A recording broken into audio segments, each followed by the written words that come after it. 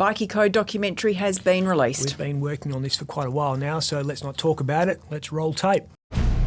A macabre search on a remote property just north of Northam. And the details were awful. I think I just went into shock. It's the sickening death that's haunted a family for 2 decades. The bones are believed to be those of Anthony David Tapley. It's never ended for our family. I want to do something. What can you do? It hurt me that the last person Aunt ever saw hated him. History says that person is this man. 47-year-old Maddington man Gary Ernest White. Murder? Gary? I couldn't believe it. 20 years on, from behind bars, he's fighting to clear his name. Maybe this guy actually is innocent. You believe Gary White is an innocent man? 100%. Yes, I do. A convicted murderer, a victim of an horrific crime, with one thing in common. Hoddy allegedly said, "I feel like getting hold of one of the boss's kids and slitting their throats." The police would have us believe that Les Hoddy was an organised crime kingpin. Definitely not.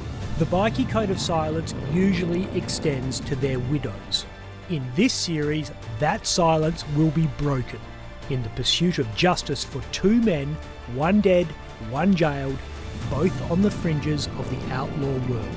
He wasn't a bikie. He didn't hang out with the bikie. Was he a Gypsy joker? No. He was very good friends with Les Hoddy. But their passing links with the Gypsy Jokers would drag them into a blood-soaked chapter of Australian underworld history. William Grierson was shot in the back. He apparently said to people in the hotel, "I'm going to get my gun and kill that bald-headed bikie." There's definitely a thirst for revenge. The massive blast ripped the car apart. We've had a major act of terrorism in our suburbs. A trusted gang member would betray his club and their code. Sid Reed, to save himself, started singing like a canary. What would you say to Sid Reed right now if he was in front of you? Call him a maggot that he is. Now it's the Bikie Supergrass who's living on borrowed time. Because I have a tape confession that I sent to police. What Gary White wants is very simple. Gary White wants another trial. It's really a fascinating case. Gary White's meant to have killed a bloke, Anthony Tapley, because of a $100 debt.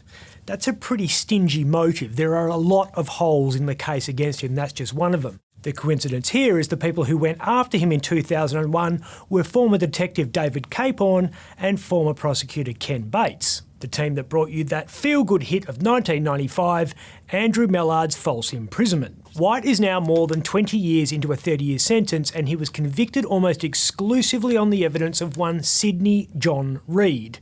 When the prosecution case is based on evidence from a guy called Snot, you know it's going to be loose. Who was later found to be an untrustworthy witness. Shocking. Who would have thought that a drug-taking bikie called Snot would give unreliable testimony? And that's why White wants another trial. And that could happen because the McGowan government has passed new laws that allow convicted felons to go back to the Court of Appeal a second time if they can prove they have fresh and or compelling evidence about their innocence.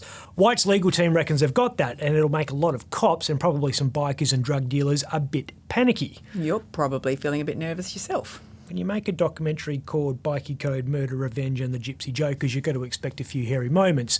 The first episode that's out now is about the founder of the Jokers. Former Premier Brian Burke watched it and rang me to say he served time with Les Hoddy in 1994.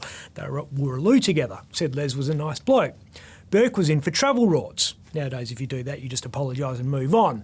But back then, Burke was sentenced to 2 years jail. That was the same sentence given to another bikie who was in the can with coffin cheater Alex Jovicevic.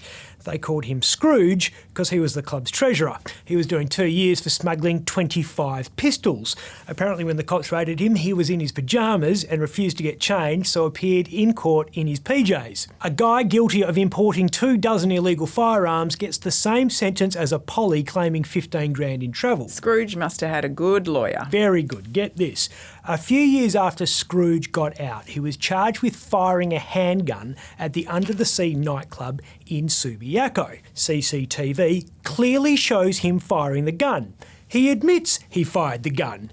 He gets off because he told the judge he was scared that he and his mates were going to get bashed, and the magistrate says, "I find the firing of the gun was reasonably necessary under the circumstances." Scrooge walks out of court and says he's happy that justice prevailed. You reckon justice will prevail in the Anthony Tapley case? I reckon if Gary White gets his fresh day in court, he could walk away a free man. And that'll be a new episode for the Bikie Code.